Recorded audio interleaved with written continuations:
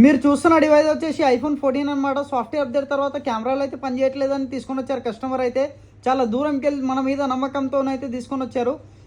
ఇవైతే రిపేర్ చేసేసాము. కెమెరాస్ అయితే మనం రిపేర్ చేసేసాము. సంగారెడ్డికి వెళ్ళి చాలా దూరంకి వెళ్ళి పట్టుకొని వచ్చారు మన దగ్గర అయితే. కస్టమర్ ఇప్పుడైతే రిపేర్ కంప్లీట్ అయిపోయింది. రివ్యూ తీసుకుందాం. అన్న మీకు మొబైల్ అనేది కంప్లీట్ అయిపోయింది అన్న.